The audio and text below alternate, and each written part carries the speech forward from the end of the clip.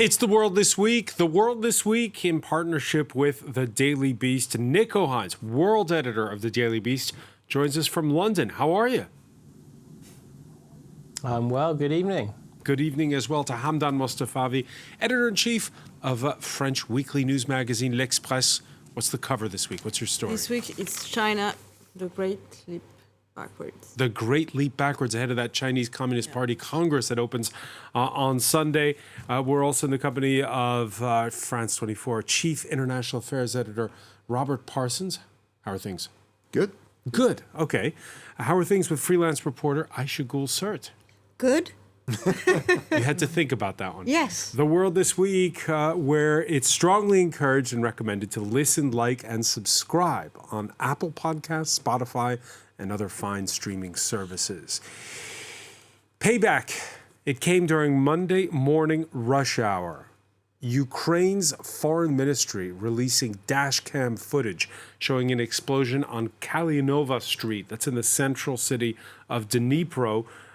One of at least 11 major urban centers targeted, including the capital, Kyiv, along with places like the western city of Lviv.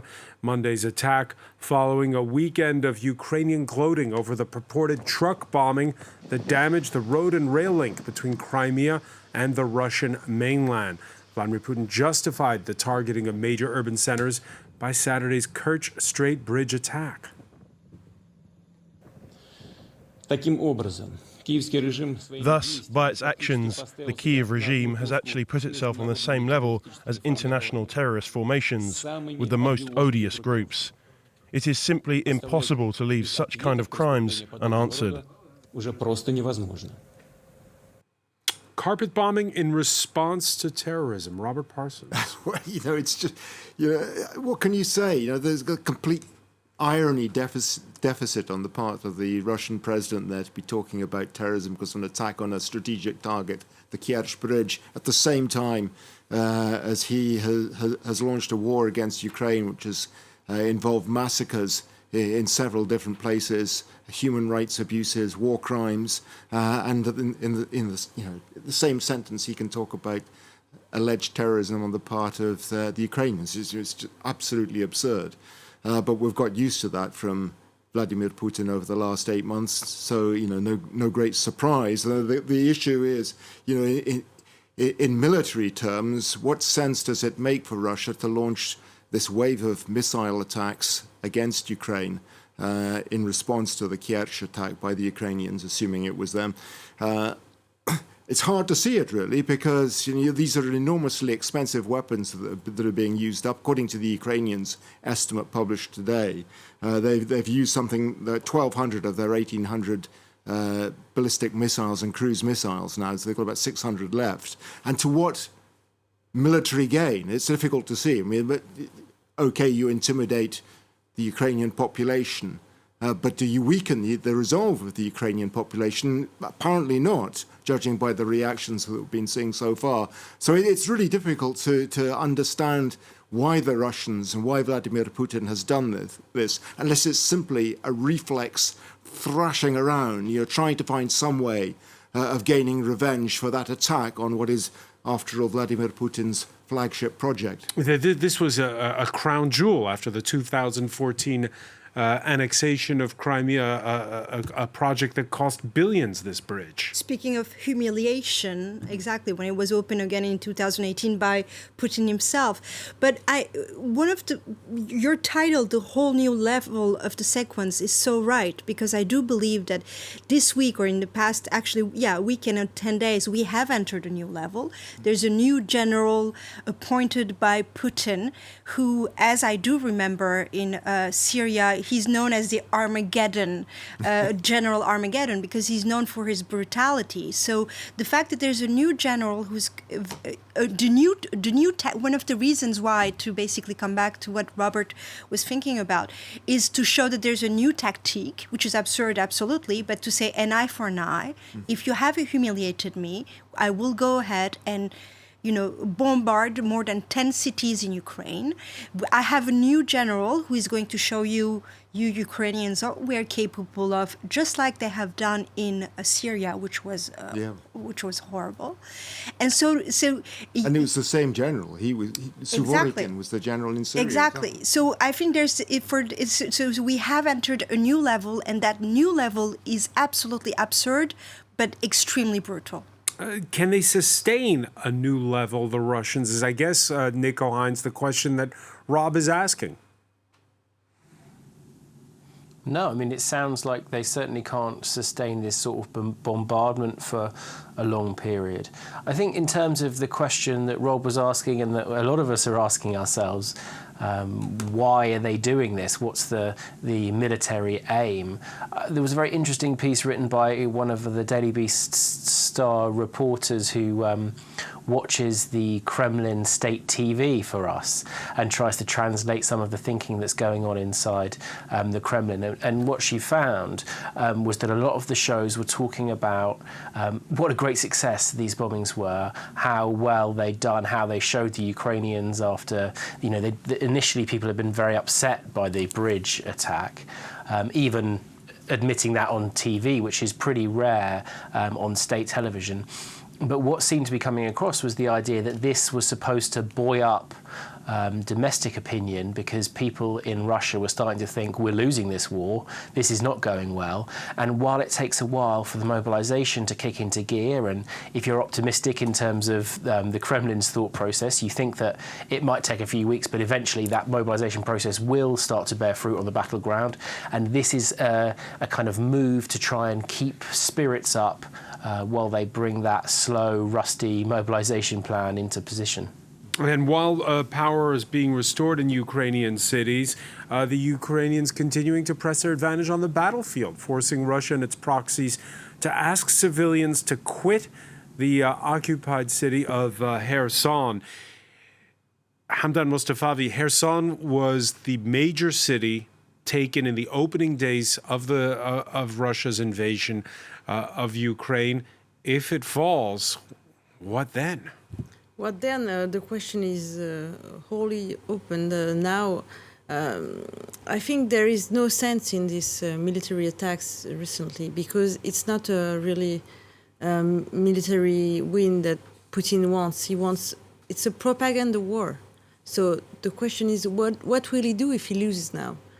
He knows he has a very close window because we see European aid coming more strongly than before. So not enough, yes, I see my neighbors does not agree, but still there has been a change even in Europe about how much help we can give Ukraine. So it's a very close window. I think it tries to, unleash hell before it's too late, because he might lose in the coming days on the military field. But it's a propaganda war, so the propaganda can go on. He can lose militarily, but still win domestically with his public opinion. You mentioned that the Europeans are raising their game. They did so this week in response to Russia's bombing campaign. Germany, the first to speed up delivery of anti-air missile defense systems. And by the time NATO defense ministers had gathered Thursday in Brussels, the United States, France, the UK had followed suit, much to the delight of authorities in Kyiv. This is a turning point in the sense that Ukraine is receiving modern, heavy Western weapons for air defense. Up to now, that wasn't happening. We've got agreements both with Germany for the IRIS-Ts and with Norway and the United States for NASAMS. The NATO forces, they don't have boots on the ground yet, Robert Parsons. I say yet, but I mean... Here they have, they've really, with these air defense systems that are going faster than first promised, you have a sense that, they really are accelerating their support. Yeah, they're accelerating their support, but that's a long way from suggesting that NATO are going to have troops on the ground. I can't see that happening under current circumstances. If things were to degenerate even further, if Russia to launch a tactical nuclear missile, for instance, that might change the situation, and all bets would be off at that point. But as things stand, and as long as the Russians don't decide to up the ante by using a tactical nuclear weapon, then I think it's highly unlikely, almost inconceivable. Next that NATO Monday, troops will Rob, get there's involved. going to be long-scheduled NATO nuclear drills. Yeah, but as you say, long scheduled. This has been, it's an annual event. The Russians also have a nuclear drill round about the same time. They're just making sure that everything's in place, that everything works, that they know how to respond if there is a threat. How can that be routine, though, under the current circumstances, I should observe? We have seen this week with the G7 that asked for an emergency meeting, and then in Brussels again from the US-led, reunion. But the thing is that Nico Hines said something about the Russians, can they sustain it? And you have as well mentioned about this propaganda war and how long can Russia go on like this. But also I'm wondering how long can the EU really continue like this in terms of continuing to support, yes, but also concretely in order to give arms. Let's not forget the European Union after the Second World War has been more or less a land of peace that is becoming more and more militarized. And we are seeing the dependency that actually the EU has for military aid to the US, just like we have seen in the COVID era, for instance, the dependency that it has on China for masks, like we have seen the EU's dependency on gas on Russia. So I'm not sure that the EU is going to be able to sustain for a very long time. They don't have the stocks at all in order to keep pushing money. Exactly. You're talking about. Poland and countries like Poland. UK certainly has exactly. stocks. US. Not UK is no longer in the EU, my dear Robert. No, but we're talking more generally about the supply of weaponry to Ukraine. That's your broader point. Not just the EU. It was interesting, just on that point, which I think is a really important one. Ben Wallace, the British Defence Secretary, was saying that in terms of procurement, the situation is actually pretty good, that for the next 3 years at least, at current levels, there's no problem with continuing the current level of supply of weapons to Ukraine. I don't know what the situation is in France at the moment, to be honest. Germany has already said it's going to be massively increasing its procurement of weapons, with that statement by Scholz a few months ago about boosting defence spending by 100 billion euros. So we can see that the steps are already being taken in that direction. Encouragingly, from a Ukrainian point of view, it is much more difficult for the Russians to ensure that their procurement levels are maintained, because many of the weapons that we're seeing have been watching used in Ukraine over the last few days are high-tech weapons which depend on spare parts from Europe and the United States and elsewhere around the world, and they're not getting them at the moment because of sanctions. So sorry, but this whole discussion about the weapons shows us something very important. There has been a high escalation in the war, and at some point you wonder, President Macron said on Wednesday, we don't want a world war, but we all are talking about, putting more weapons on the ground. So how does not that lead to a world war? That's the question I'm wondering today. Well, let's listen to President Macron. NATO allies, again, looking ahead to those nuclear drills next week. They expect Russia, as Robert was saying, to respond in kind. The messaging crucial. France's president coming under fire, Hamdan, for giving away too much in that Wednesday interview. He appeared to rule out a retaliatory nuclear strike if Moscow did the unthinkable and used its nukes against Ukraine. France has a nuclear doctrine, one which rests on the fundamental interests of the country. These are clearly defined.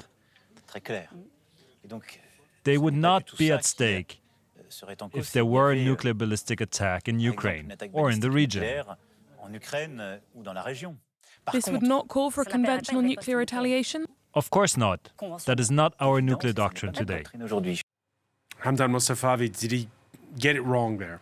No, I think since the beginning of this crisis, President Macron has tried to keep, the diplomatic approach, some chance of diplomacy. He had made a lot of visits and phone calls to Putin before the war even started, and he has been unsuccessful, we must admit. but he wants, I think, to not to keep the door open to negotiations, so that maybe we don't get to that world war. Nico Hines, you agree that this doesn't really dent the security interests of NATO? This kind of speculation we heard from the French president.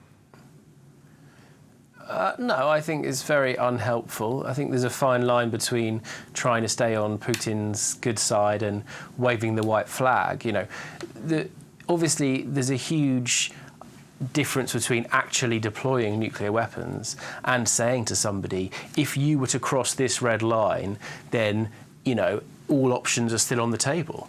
If the West is going to say to Putin, you can use tactical nuclear weapons and we won't do anything about it, then it's carte blanche for him to do it. Why wouldn't he do it? So I think it's a massive fundamental error from Macron. I mean, ultimately, I don't suppose anyone expected France to be leading the way, so perhaps it doesn't really matter what Paris is saying, because if Putin did make this sort of mistake, it would probably be Washington and London that would be making the big decisions. But I think President Macron just puts himself on the sidelines ever further. If you're going to be putting yourself in a position where I'm the man who can go to Moscow, who can make these big diplomatic breakthroughs and bring peace in the region, then you're just weakening your position by taking away any of the possible options that you might have, even if they're never to be used in reality, even if they're just negotiating points. By giving them away, you're making life much easier for Putin.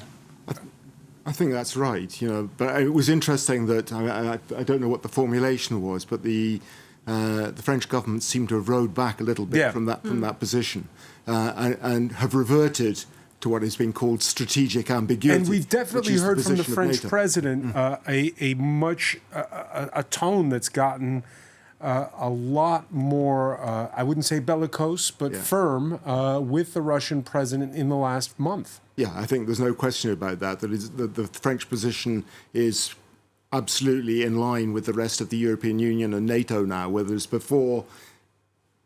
was a false interpretation of his position or not. The feeling grew for a while that there was a bit of distance between the French position and the NATO position in how to deal with Putin. On Thursday, we saw the Russian president sitting down for the first time since this escalation with a NATO alliance member leader. Let me guess who that was. Turkey's president, Recep Tayyip Erdogan. Now, again, is that just smart, keeping the channels of communication open, or was this the wrong time? I think that was a poisonous gift that President Putin gave in a way to Erdogan. Because they were both attending the same regional summit in Kazakhstan. Exactly. And basically what Putin said is that since the Nord Stream 1 and 2, which was linking basically for gas, Germany and Russia is no longer being used, why don't we use my dear friend Recep Tayyip Erdogan, your land, as a place where from Russia the gas could go through the Black Sea to Europe. But the thing is, the reason why I'm saying it's a poisonous gift is that, one, it's playing on that long-held desire of Erdogan for Turkey to be the energy hub, in a way, for gas. And secondly, what does it change? I mean, the fact that whether from Russia the gas goes through Turkey or whether it goes through the Nord Stream, we know where it starts and we know where it's going. And it's still Russian gas and it's still going to Europe. So it is a very poisonous gift. But that's why the Foreign Affairs Minister of Turkey has said we have to look into this and not rush. So, but again, Putin knows how. He's a former KGB guy. He knows the weakness of the person he's speaking with. And he knows the ambitions of Erdogan. He's trying to play on it. And the day before in Moscow, he had said that we can reopen Nord Stream 2 if you want. He sounds like he wants to sell some gas, Hamdan Mustafavi. Yeah, of course, and he knows we are desperate for it, so he's trying to put the. Are we desperate for it? Almost, no. I mean, not so much France, but not so much Germany, France, but Germany, and the problem is it's dividing Europe because Germany needs it, and we are in France quite fine for now. But we've seen in Germany support for arming Ukraine has gone up in the last week. Yeah, I think there is a very strong shift in the opinions also in Europe, in Germany in particular, who are this time decided to really show their. It's not only that there was this very funny clip from Ukraine which showed. If you love us, send us some not only love words and parole, as we say in French, but send us some military help. Send us more Caesar. Send us more of those Caesar rockets. 5mm Caesars. Yeah.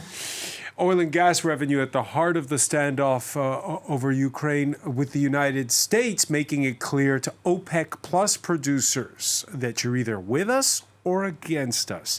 And that goes for you, Saudi Arabia, which last week signed on to oil production cuts to prop up the price of crude. Joe Biden speaking to CNN this week. We should, and I am, in the process when this House and Senate gets back, they're going to have to. There's going to be some consequences for what they've done with Russia. I'm not going to get into what I'd consider and what I have in mind, but there will be consequences. There will be consequences, Nico Hines, or is that talk?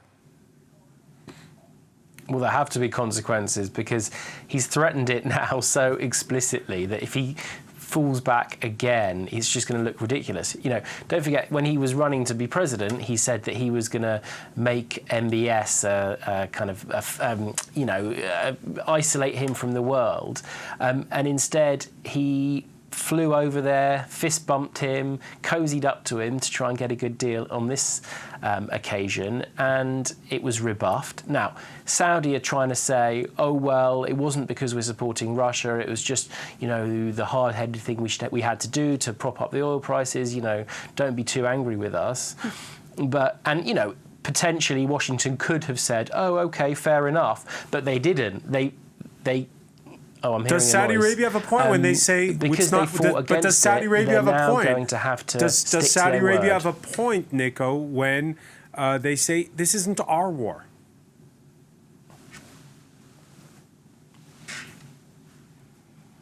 Nico, can you hear me? I seem to have lost the connection there. I'm sorry for interrupting. Is it the Americans who did something? I don't know. But it is their war too, because you see that Vladimir Putin is using Iranian drones, for example. It's a war that's also linked to the Middle East in some way. So it's not, and all the raise in prices of energy prices is a topic that, of course, will change diplomatic relationships between different countries. Nico Hines, you agree with that? We still have lost the connection. We'll try to reconnect. May I add something while we wait for Nico? In a way, it's very interesting because basically Saudi Arabia has done to the United States what the United States does all the time to other countries, saying self-interest first. I mean, and at the beginning of this debate, I used the word humiliation when we're talking about what happened with the Crimea bridge. This was also a big blow for President Biden. And let's not forget, in less than 1 month, we have the midterm elections. So this was something that, we can say as much as we want. Hey, Joe, that wasn't personal, but that was a really personal blow on him. Yeah, totally. I mean, the thing is here, whether it's their war or not, and I can understand why they would say it's not their war, it's a long way away, but, Saudi Arabia considers itself an ally of the United States, depends very largely for its weaponry on the United States. The United States has backed it in an incredibly unpopular war in Yemen over the last many years. And the United States is saying, well, OK, now it's your turn to give us something back. We're coming to you and asking for you to do us a favor. Joe Biden's gone to Saudi Arabia in person, fist bumped with Mohammed bin Salman, and has got a slap in the face in response. And that's why the Americans are so angry about it. Americans are angry about it. Nico Hines, one final word on this. The critics of the United States say, oh, but you're an oil producer too. You've got something to gain from selling your liquefied natural gas to Europe. Well, of course, everybody's been able to accuse the United States of being hypocrites for the last 100 years, and it's often been the case. But they are self-appointed, world cops in their superpower position, and they, for now, until China rival them perhaps over the next 40 or 50 years, they are the sole superpower, they are the policemen, and if they want to keep order, then they need to react to this slap in the face from Saudi, or they lose all respectability. Let's turn our attention to Iran now. 1 month and still going strong. We can show you images from Thursday in Tehran. Protesters chanting at gun-wielding security forces. Bastards, bastards is the call. This at the closed gates of Tehran University. This Friday, police deploying heavily in the predominantly ethnic Arab city of Dezful. This after activists called for protesters in the southern Khuzestan province near the Iraqi border to come out. The country's supreme leader, meanwhile, second day running, warning demonstrators over the youth-led uprising over the death in custody of 22-year-old Mahsa Amini, who died at the hands of the morality police now 1 month and 1 month ago. Hamdan Mustafavi, when you were on last week with us, there was this question of whether the movement might a little bit lose steam. It hasn't happened.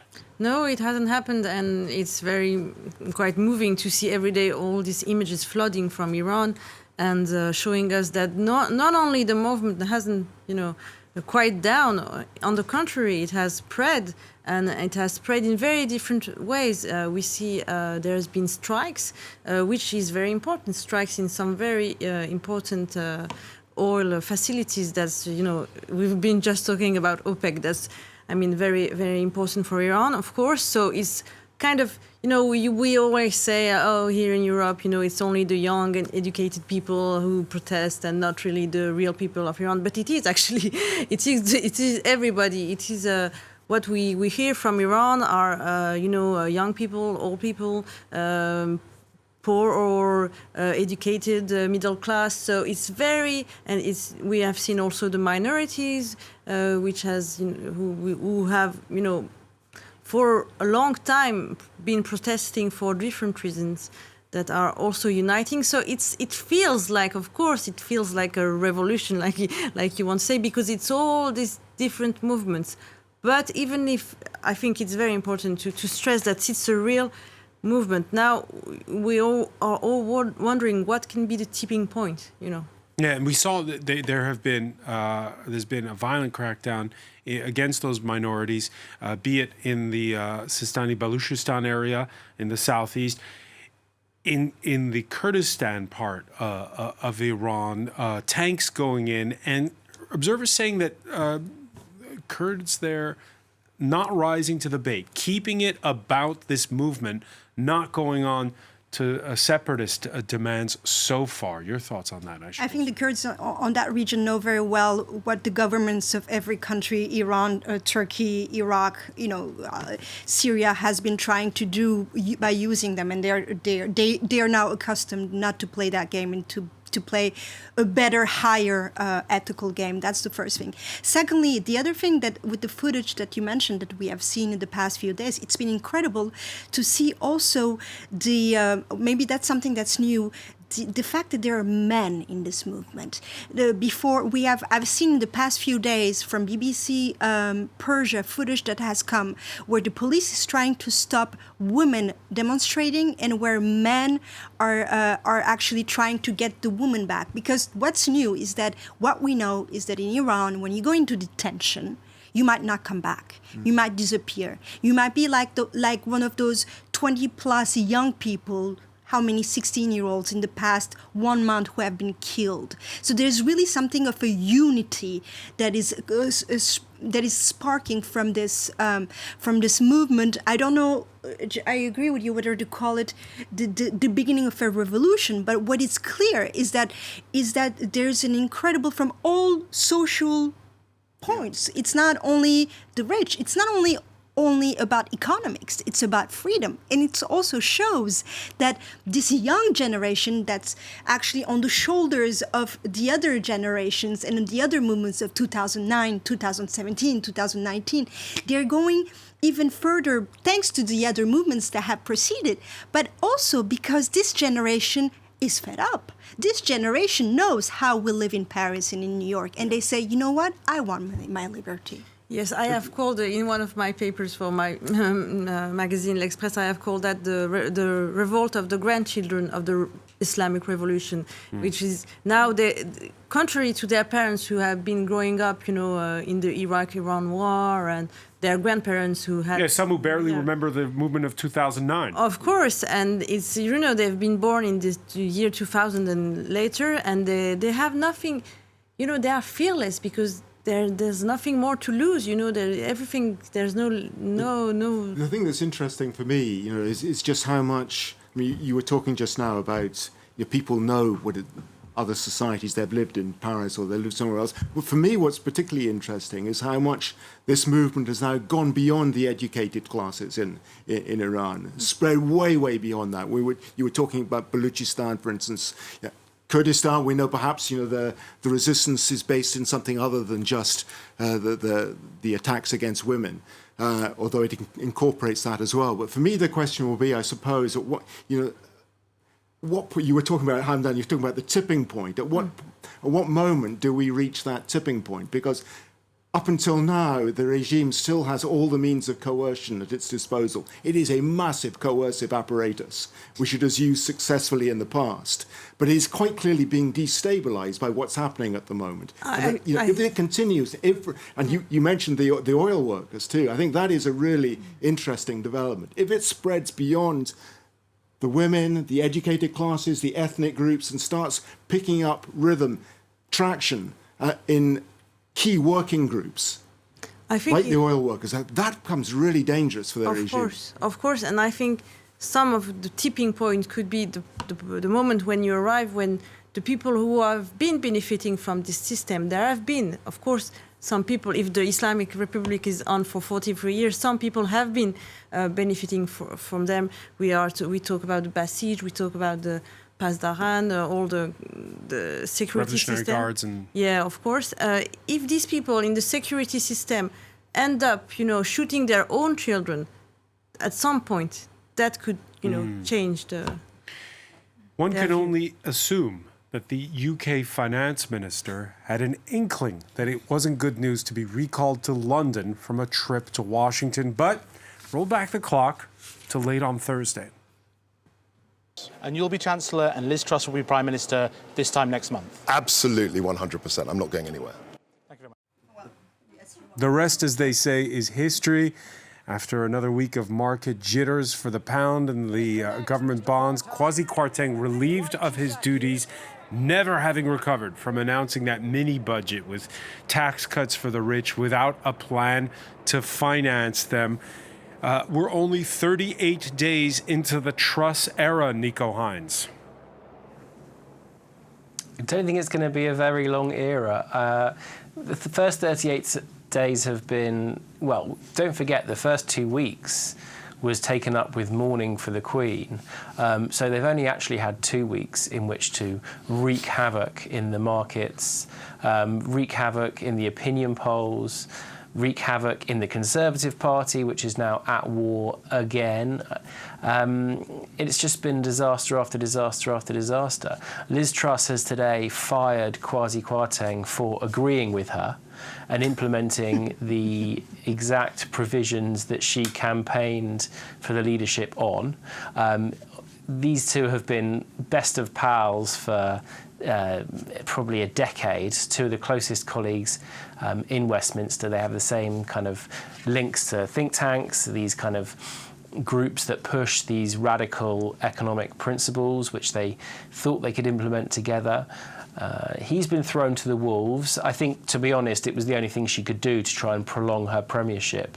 But it's very far from clear how she's going to take anything forward. She was elected on these principles, saying that she would bring this in. That's her mandate. She's now backtracked on what she said she was going to do, and she's left looking completely useless.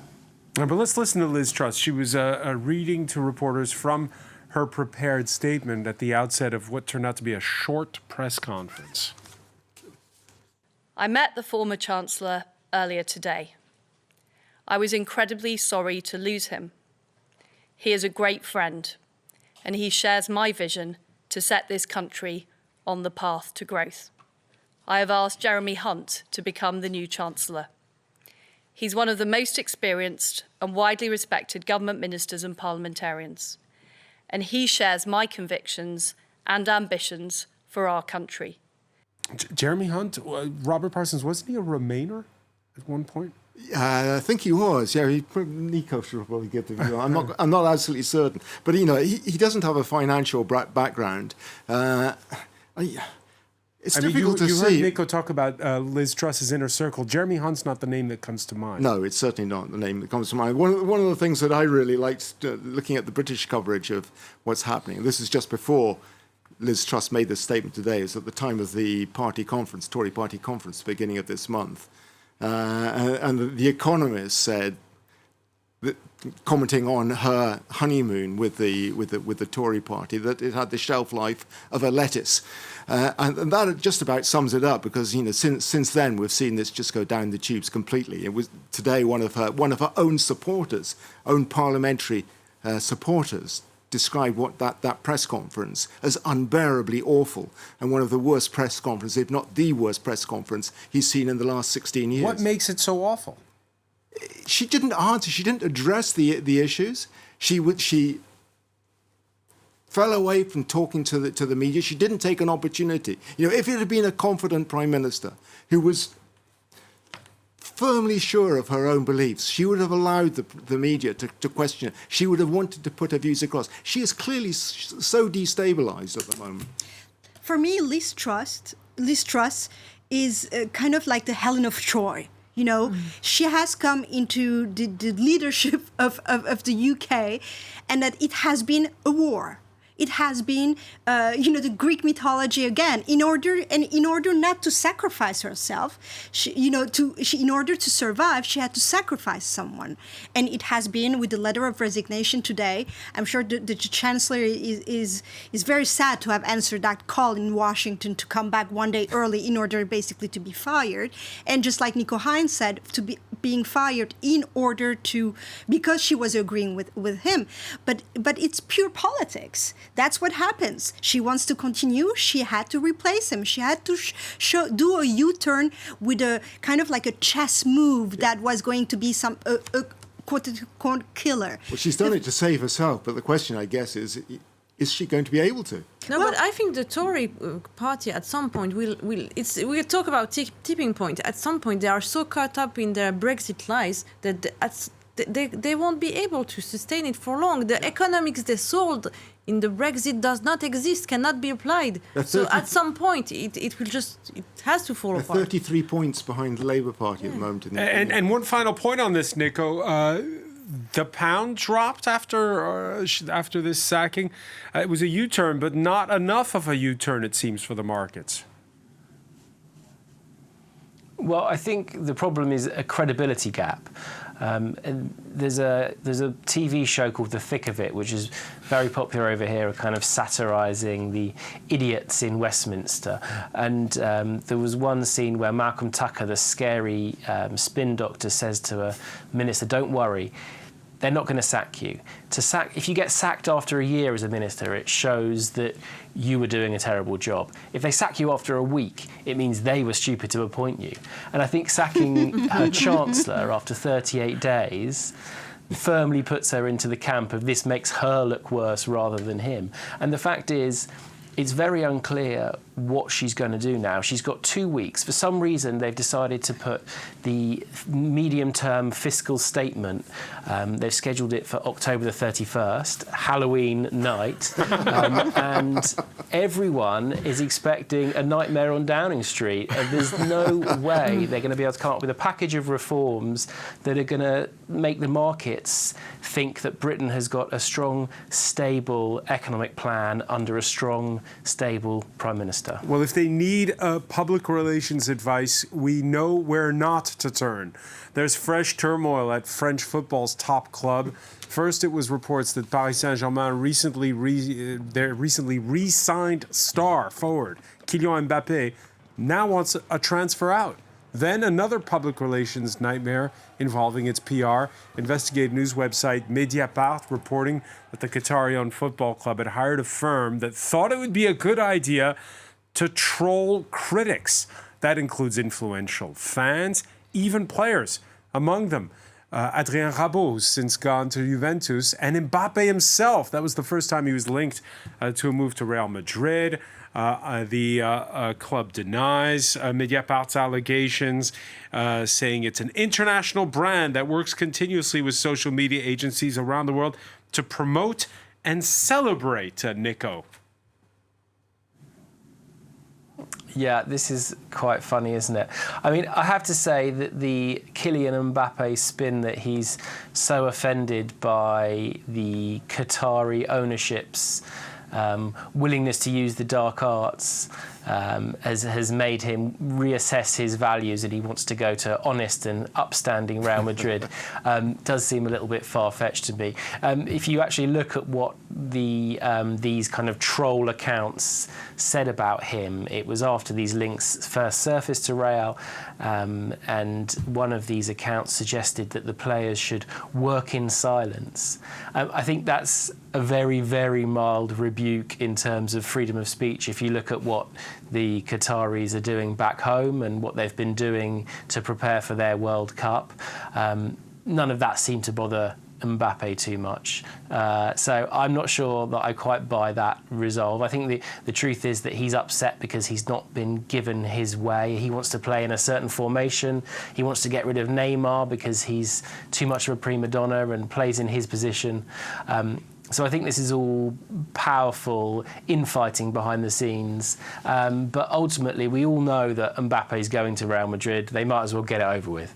Might as well get it over with. Nonetheless, I mean, it's a terrible idea, Robert Parsons, to hire a public relations firm for this. Yeah, it's so cheap and nasty, isn't it? You know, you get the sense these clubs are bought as a vanity project by owners who don't have a soccer culture. It's true in France, it's true in the UK sometimes. Yeah, it's pretty much true everywhere. But to use it in this way, I mean, the club does not come across well, no question about that. I mean, in particular, that attack against the woman who accused Neymar of rape.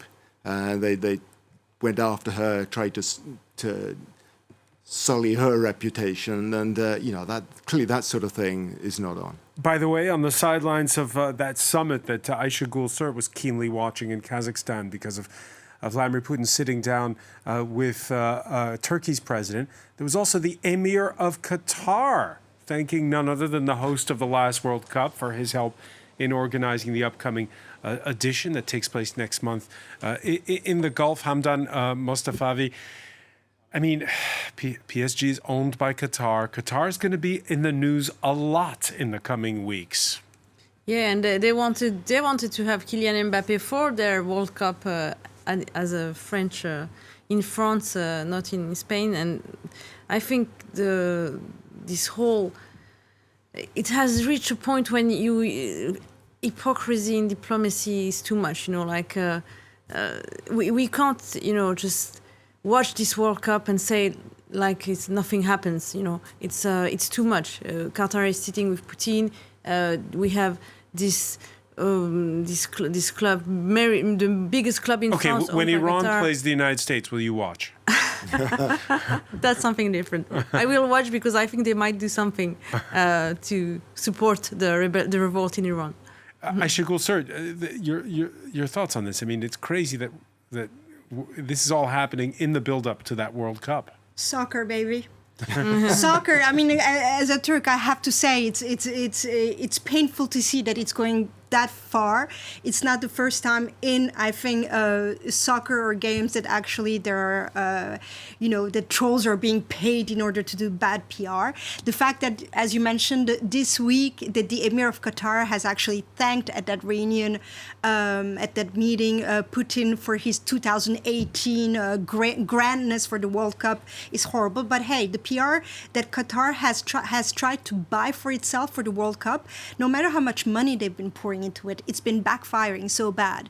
So it shows that no matter how much money you have, at some point there's some things, whether it's the games, the Olympics, soccer, that you can't just buy it.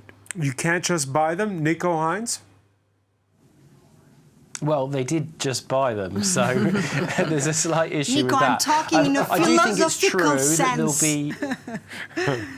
I do think it's true that there'll be lots of problem stories for them over the next couple of months. That's absolutely true. They're allowing the world's journalists to come and poke around in Qatar, and a lot of those journalists who work for respectable newspapers or who think of themselves as respectable journalists will feel it's their duty to try and expose things while they're there.